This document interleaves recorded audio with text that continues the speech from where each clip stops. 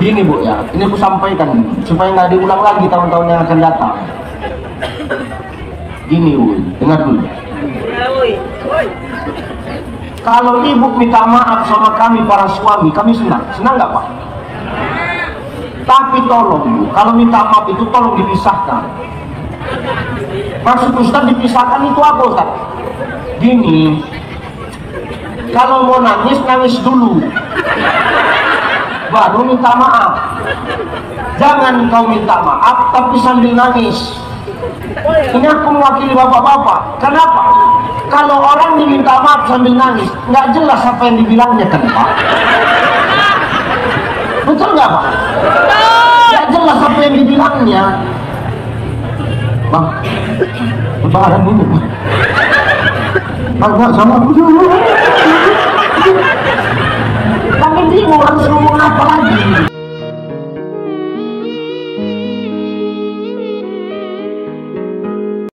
Dalam silaturahim ini ada hablum minan nas. Hablum minallah sama hablum minan nas ini tidak bisa dipisahkan. Dia seiring, sejalan, sejajar, seirama, tidak bisa dipisahkan Pak. Kalau hablum minan nasnya baik, hablum minallahnya nggak elok, nggak bisa. Nggak nyambung. Hablum minallahnya elok, hablum minan nasnya nggak bagus, nggak bisa juga. Makanya kita dikumpulkan hari ini apa? Satu, hablum minallah biar bagus, hablum minan nas makin bagus. Karena hablum minallah dengan hablum minan nas ini Bapak Ibu sama sekeping uang mata logam. Sama dia. Uang logam itu sisinya saling berbeda Pak.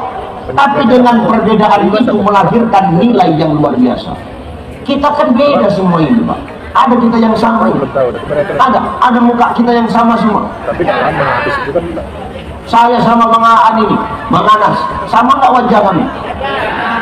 Beda. Kalau sama, aku yang rugi. Nggak bisa Bos. Tapi lewat perbedaan itu Allah ingin kita ya ayuhan nasu inna khalaqnakum min dzakari wa unsa wa ja'alnakum syu'uban wa qabaila lita'arufu. Dengan perbedaan itu Allah mau kita saling kenal mengenal.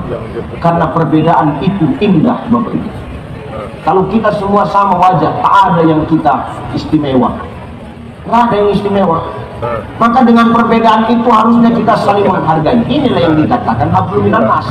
Jangan karena perbedaan itu, maaf, rusak ukhuwah di antara kita. Tes Bu. Bro.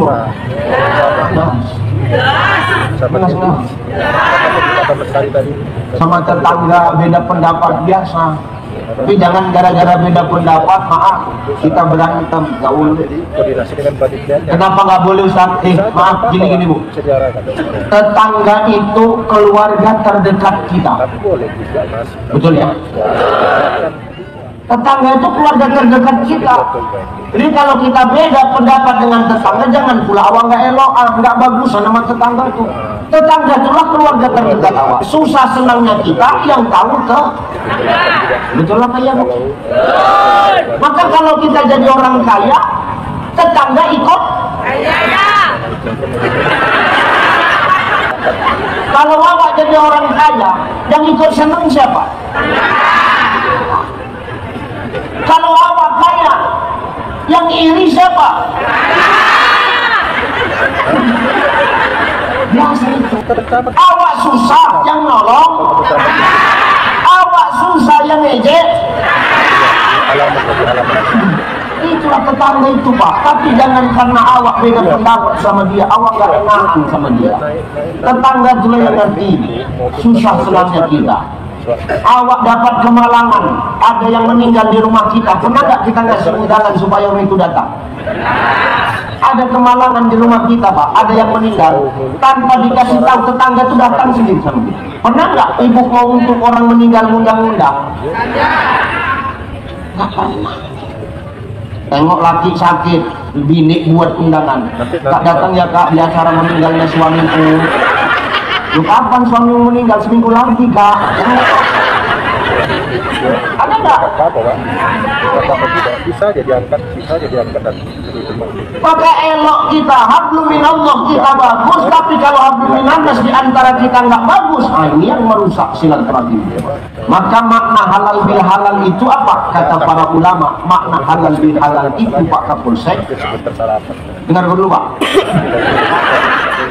Makna halal bil halal itu artinya mengurai benang yang sudah kusut. Benang itu kalau kusut kan tak sedap dia Pak.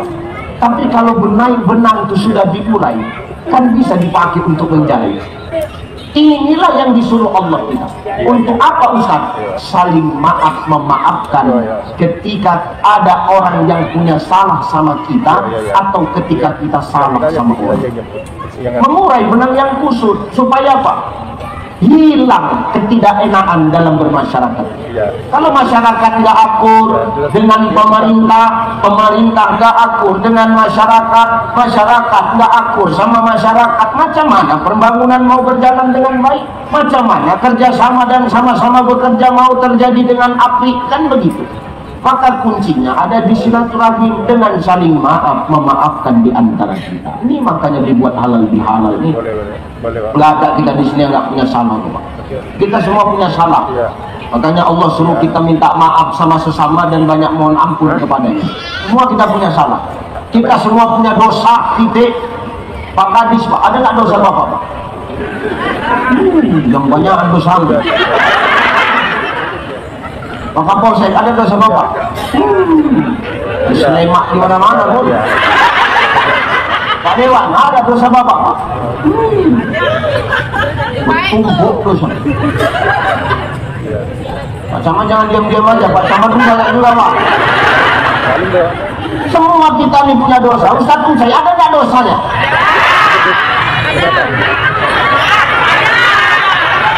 Nggak, Pak, kalau memang nggak sholat selamat, terus terang aja. Ustaz Uca yang bercakapnya ada dosa banyak, bukan ada, banyak. Aku bisa bercakap begini, bisa kemana-mana. Karena apa? Allah sedang menutup aib samaku. Kalau aibku sudah dibukakan Allah sedikit saja, terus sehat semua. Kalau kita mau punya aib dijaga sama Allah, jaga aib saudara kita. Jangan suka hidup ini kita mengumbar aib saudara kita, saling jelek-menjelekkan satu sama lain. Itu korban-korban pelecehan semua.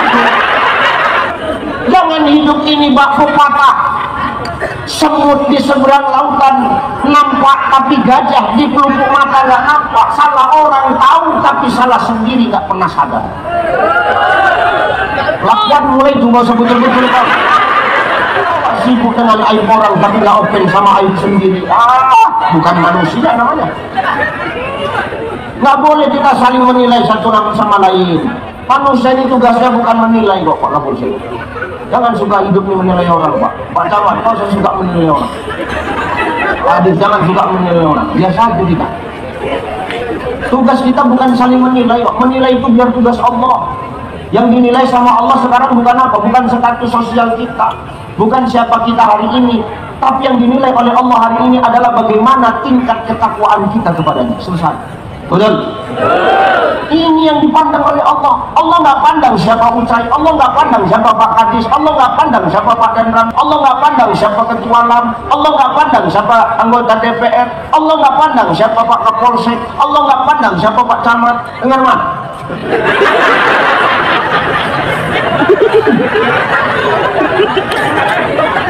Memang betul Bapak. Yang ngomong bukan saya Pak. Yang ngomong siapa Ustaz? Yang ngomong Nabi.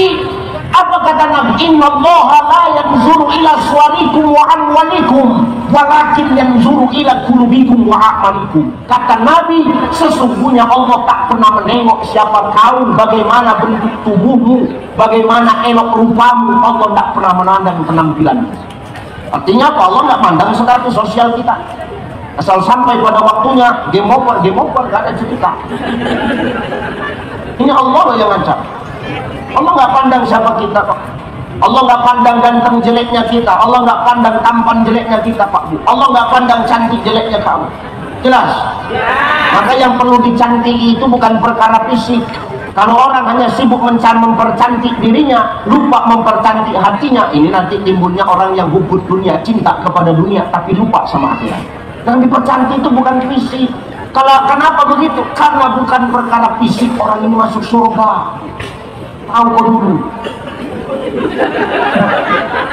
Kalau perkara ganteng, perkara cantik, perkara yang lain baru masuk ke surga, Pak Camat ya. Kalau perkara ganteng sama cantik, orang baru masuk surga, pastikan orang Sungai Beduk nih, Pak ada yang masuk surga.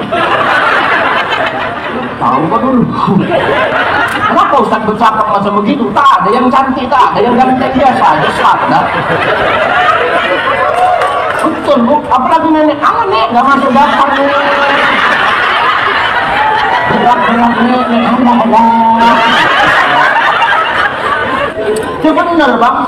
Kalau perkara gantengnya, perkara cantiknya baru dimasukkan ke surga. Demi Allah kita nggak ada yang masuk surga. Jadi siapa yang di surga? Artis lah pak. Karena yang ganteng, yang cantik itu cuman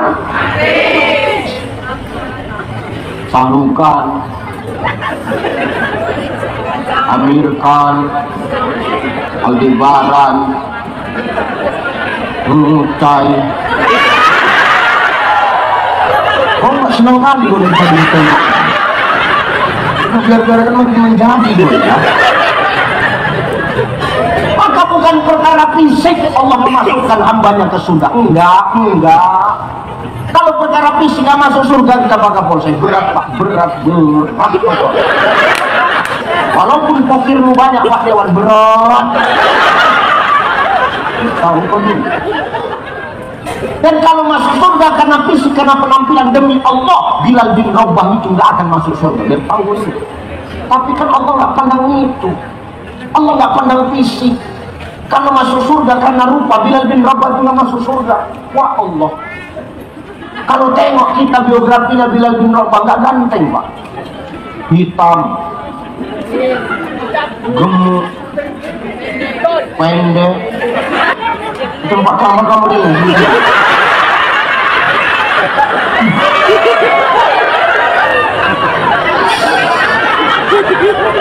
Tapi Allah adil. Bukan itu yang dipandang Allah. Buktinya apa? Masih hidup Bilal bin Rabah, sendalnya sudah terdengar sampai ke surga pak. Terompahnya, sendalnya, selopnya sudah terdengar sampai ke surga. Kita, aku udah yakin sendal kita udah ada di surga. Apa porsi lagi? Udah ada sendal di surga. Ada Ramin, sepatu bapak udah ada di surga. Yakin lagi.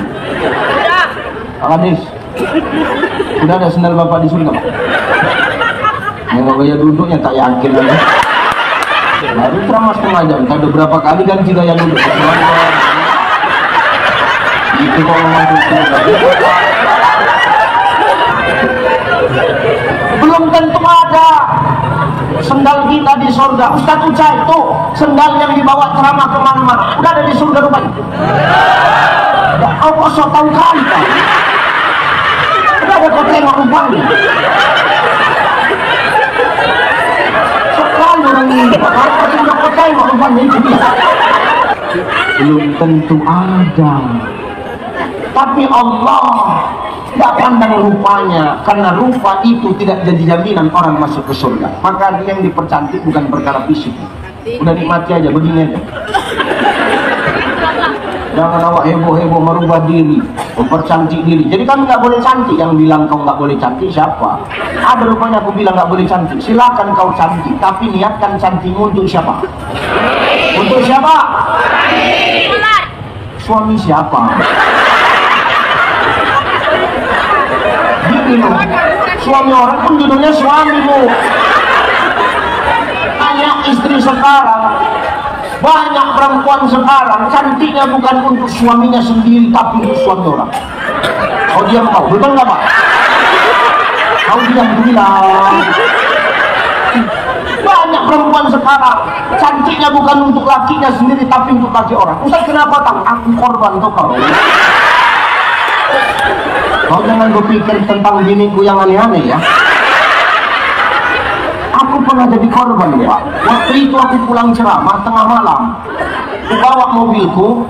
Aku biasa kalau selesai ceramah tuh, aku ganti batikku, aku pakai kaos, aku buka peciku, aku istirahat di belakang. Malam itu entah kenapa, aku capek betul rasanya. Istirahat aku di belakang. Jalanlah mobil tuh nak balik ke rumah. Di tengah jalan, tuh mobil berhenti. Waktu mobil tuh berhenti, kan tuh tanya sama supir, kenapa berhenti? Maaf Kiai, kenapa? Tuh, di depan ada yang ngetop. Siapa yang ngetop? Perempuan.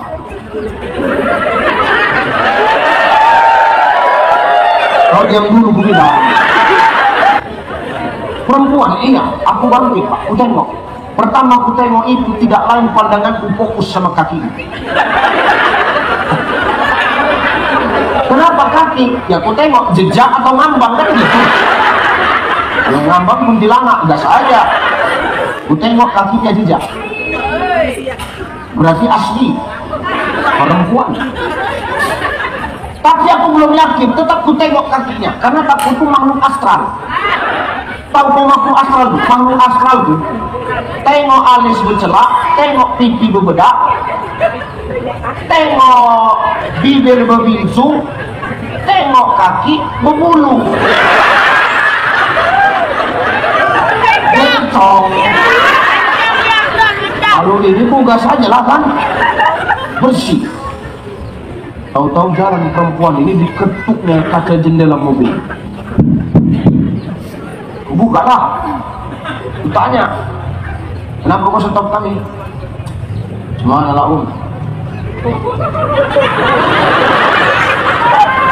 belum ada panggilan jam segini. Naiklah sasakku. Oh, sasak emosi. Naiklah emosiku, ku ambil peciku, ku bilang, kau nggak tahu, aku ustaz. Dijawabnya, ustaz pun nggak apa-apa, ngambil berkah pun jadi. Inilah ciri perempuan-perempuan yang berdandan bersolek bukan untuk suaminya tapi untuk orang lain, dan itu haram. Maka aku nggak melarang, agama nggak melarang kau cantik, tapi untuk suamimu. Jelas. Kalau aku nak warnakan rambut silahkan warnakan rambut, nak warna apa banyak tahu lah. Luka hitam, rambut merah, macam tupai pun. Tapi untuk suami boleh mewarnakan rambut, silakan kau warnakan rambut, tapi yang tak boleh itu menghitamkan rambut. Haram menghitamkan rambut. Jelas Bu? Maka hari ini hidup jangan sibuk mempercantik diri, karena itu tidak jadi tolak ukur untuk masuk ke dalam surganya Allah. Wa amwalikum, kata Nabi. Dan Allah tidak pandang kok berapa banyak harta kita. Kalau orang masuk surga karena banyaknya harta, maaf, yang di surga cuma pejabat sama konglomerat. Enak kan gitu kan? Tadi kan ya pemainnya semua kan gitu. Gitu lah kira-kira. Ustaz kok tahu? Ular sama ularnya kita ini bos. Benar bang. Perkara ini kita tidak, kalau banyak harta, tapi harta itu tidak pernah kita belanjakan di jalan Allah, sia-sia. Tak jadi tolak ukur. Kalau masuk surga karena banyak harta, berarti yang di surga cuma orang kaya. Kasihan yang jualan es, kasihan yang jualan sosis, kasihan yang jualan-jualan pinggir pasar. Kenapa? Mereka nggak kaya. Berarti Allah nggak adil, maka Allah tidak melihat itu. Yang Allah lihat apa? Dan Nabi, walakin yanzuru ila qulubikum wa a'malikum. Itu hadis. Allah.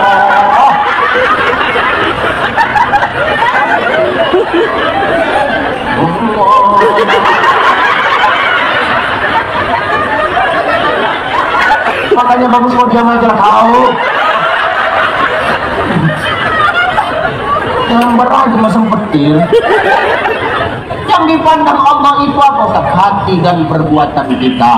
Bagaimana kita mau menjalin silaturahim? Macam mana kita antara pemerintah dengan masyarakat mau bersinergi dalam membangun pembangunan Kota Batam, khususnya Kecamatan Sungai Beduk yang lebih baik? Hati di antara kita masih kotor satu sama lain, Pak. Caranya cemana? Jangan dengan saling memaafkan di antara kita. Maaf memaafkan, maka habisnya itu salam-salam sama kita. Tidak maaf, ya Bu ya. Ya Bu ya. Minta maaf itu setahun bukan sekali. Tapi setiap hari awak minta maaf. Nak mau tidur pula sama laki awak minta maaf. Ibu semalam lebaran minta maaf gak sama suami? Minta maaf gak? Nangis gak? Minta maaf itu bukan waktu lebaran aja bu, setiap hari. Minta maaf orang ini semalam Pak? Apa? Pak, minta maaf Pak? Mana yang bisa dipercaya ini? Bu, ini bu ya, ini aku sampaikan supaya nggak diulang lagi tahun-tahun yang akan datang. Gini bu, dengar dulu. Kalau ibu minta maaf sama kami para suami, kami senang nggak Pak? Tapi tolong bu, kalau minta maaf itu tolong dipisahkan. Maksud Ustaz dipisahkan itu apa Ustaz? Gini, kalau mau nangis, nangis dulu baru minta maaf. Jangan kau minta maaf tapi sambil nangis. Ini aku mewakili bapak-bapak. Kenapa? Kalau orang diminta maaf sambil nangis, nggak jelas apa yang dibilangnya kan Pak? Betul nggak Pak? Nggak jelas apa yang dibilangnya. Bang, lebaran ini Pak. Agak sama kami bingung harus ngomong apa lagi. Dan hebatnya kami suami ini, kami nggak mau ribet. Yang keluar dari mulut kita cuma dua. Udahlah, udah ikhlas aku, udahlah, udah ikhlas aku, udah kan gitu kan Pak. Kami nggak mau ribet bu. Maka minta maaf itu kalau mau nangis, nangiskan dulu, jangan nangis sambil minta maaf. Kami yang bingung. Oh bang, enggak saya awak udah ikhlas aku, udah ikhlas aku. Betul ya bang, iya. Betul ya bang, iya. Habis minta maaf lagi itu nak ke kamar, nak ngambil uang yang ada di kantong baju. Begitu ada diambil di kantong baju, rupanya tak ada lagi Pak. Hilang bang. Ditanya sama bini itu, kemana uang yang dalam kantong? Ditarik kantong tadi udahlah ikhlas, udahlah. Gimana yang maksud abang? Rupanya di balik air matanya itu ada strategi yang sangat busuk, dan itu menjebak serta menjerumuskan kita para suami. Makanya banyak kan dosamu.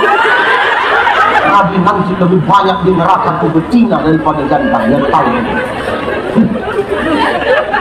Waktu pas lebaran nanti, tiap hari nanti mulai malam minta maaf. Mau tidur bang, abang dengar ceramah Ustaz Ucai tadi bang, dengarlah. Cocok yang dibilang dia kan bang, iyalah. Kalau nggak gitu nggak sadar bang. Banyak kali salah kau sama aku sebenarnya. Cuma otak kau itu nggak main. Keras kali otak kau, nggak pernah rasa salah aku gitu bang. Kalau Ustaz Ucai bercakap gitu, dengar kau tadi. Udah lah bang.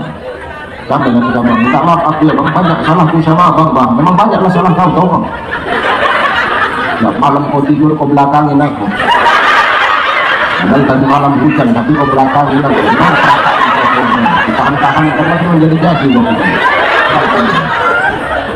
Udahlah bang, tak maaf lah tuh bang. Ya udah aku maafkan. Pulang lagi ya. Oh bang apa? Aku mau jujur bang, apa?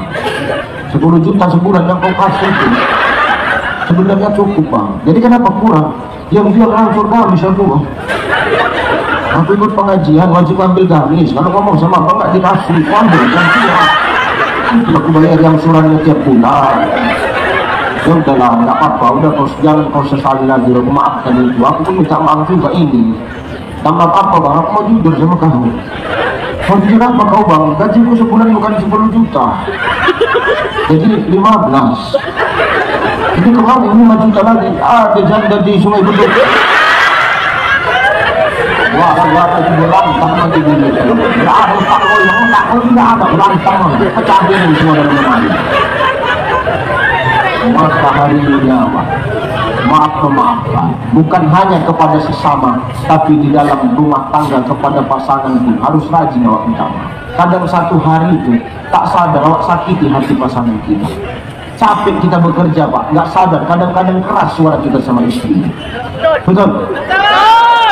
Capek awak mengurus rumah, kadang-kadang suami pulang kerja minta ambilkan minum, nggak ikhlas, awak bantingkan gelas. Nggak sadar kita.